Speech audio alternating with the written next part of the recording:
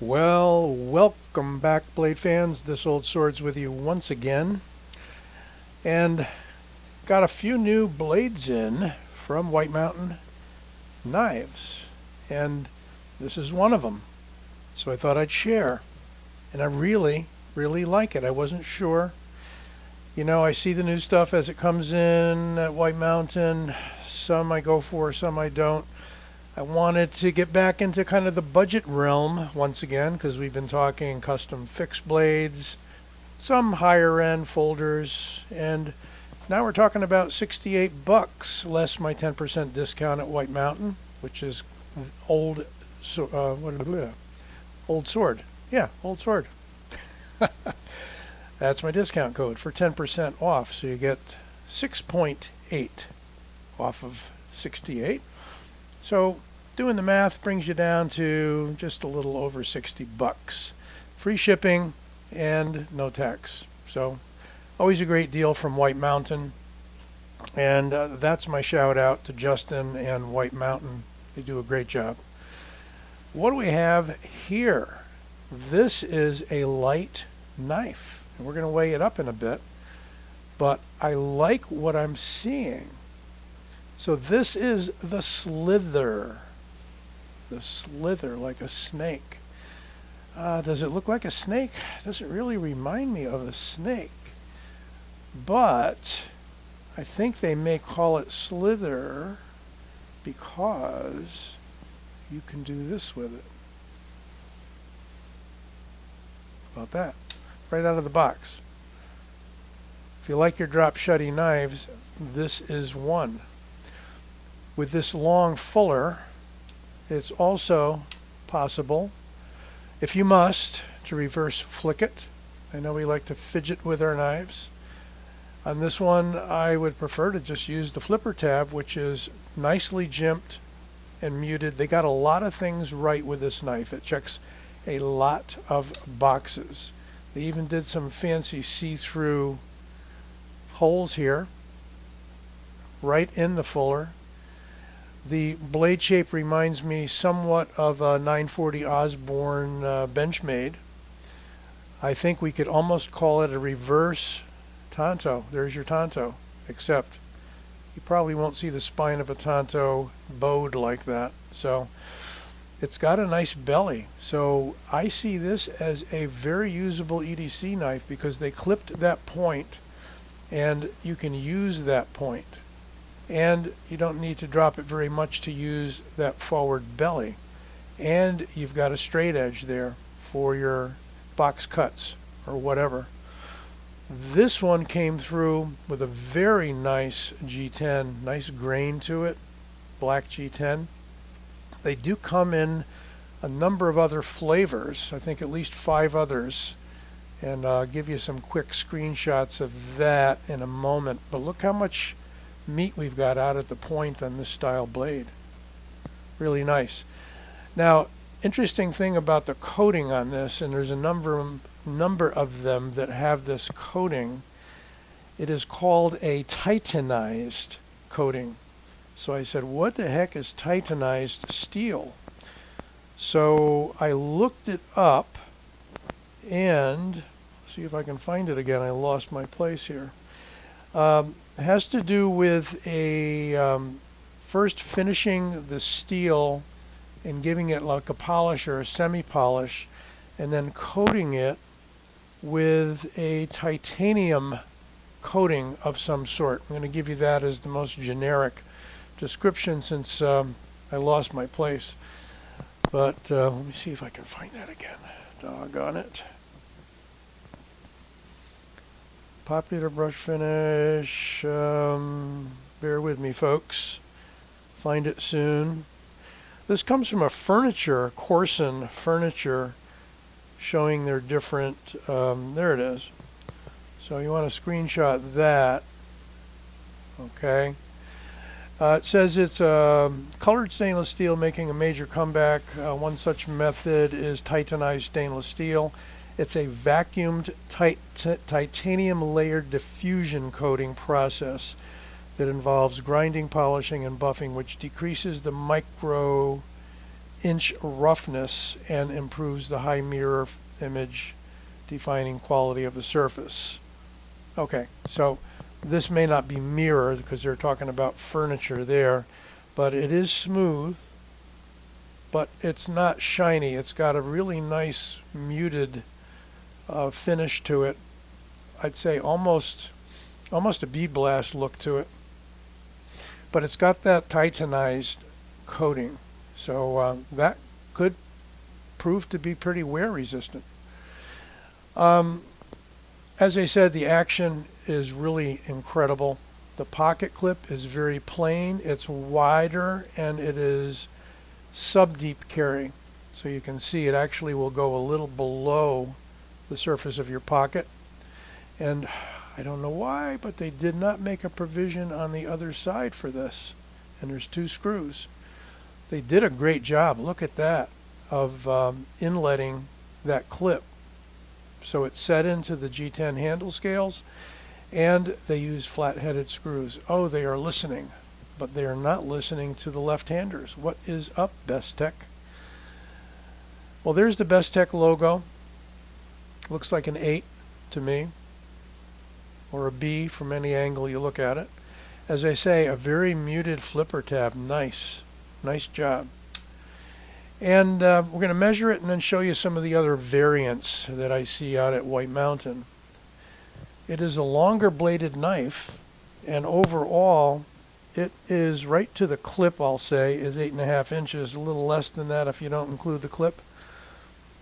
And we're going to call that actually a little bit longer than 3 3/4. No, okay. A little bit shorter than that. Call it 3 5/8 to that handle there, but the cutting edge, pardon me for getting all specific about it, but the cutting edge is 3 3/4. So a little more cutting edge than actual edge length.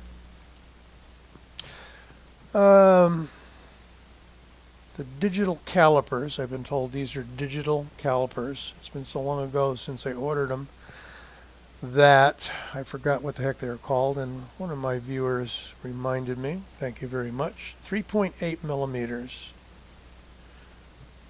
which works out to be 0.14 inches, and in the middle we've got 0.58. Not bad, fairly slender. Now here's what I'm curious about, and I haven't weighed this yet, and I don't recall the specs. Let's see what we've got for a weight. It just feels light. And it is 4.4, it's dancing around 4.46. Thought it'd be actually even a little lighter than that. But sometimes the perceptible weight of a knife is lighter or heavier in some cases than it might seem. Again, really nice action. Some of the other flavors, as I like to say, like vanilla and chocolate and whatnot, that this comes in. Here's the one I've got. Let's go to the top. This is White Mountain. So we've got one that is black and red G10 with a gray Titanized finish. We've got a black G10 handle with a stonewash and satin combo finish. And we've got a gray G10 handle with gray Titanized finish. We've got a jade green, it looks like, with a stonewash / satin. And then we got one with a gray Titanized, and they just keep coming. So there you go, lots of variants, and looks like they're all available, and they're all $68. I would say jump on it. They did do weight relieving inside, as you can see right there very prominently on both sides. So 4.6 ounces, I say, it almost feels like under 4. That's just the feeling that I get from this. How are the ergos? Well, there's a little bit of jimping that's a little bit rough. It's a short run of it. It's not bad. It doesn't grab me a lot. So I'm not sure how useful it'll be, but I like the ergos. I can get my thumb on the back there, so if you're doing push cuts and so forth, you've got a really good grip on this. It'll work well in the reverse grip. I can cap the pommel with my thumb. Everything lines up to a nice 90-degree angle. There's your Bestech logo, and if I didn't mention it, it is 14C28N, and that's in tiny little text right there. A beautiful longer blade, bigger knife, light for its size, I'm still going to say, with lots of different variations. How about for some comparisons today? We go with one of Bestech's oldie but goodies, and that is an old version in D2. That is the Swordfish. You can see the Swordfish is coming in longer. It's like a 9-inch knife. So it's like 3/4 of an inch longer overall, and about a 1/2 inch or less longer with the blade. Here's another budgety sort of knife, the Civivi Praxis. And there is the Slyther up against the Civivi Praxis. The Praxis is about the same length, really, and about the same length blade, maybe slightly longer in the blade. What else have we got? Oh, how about the Bestech Toucan? And the Bestech Toucan is going to gain a little length because of that pommel lanyard hole. Exactly the same length. And how about the Griptilian?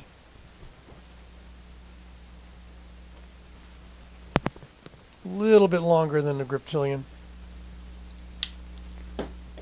And I haven't run out of comparisons. Here we go.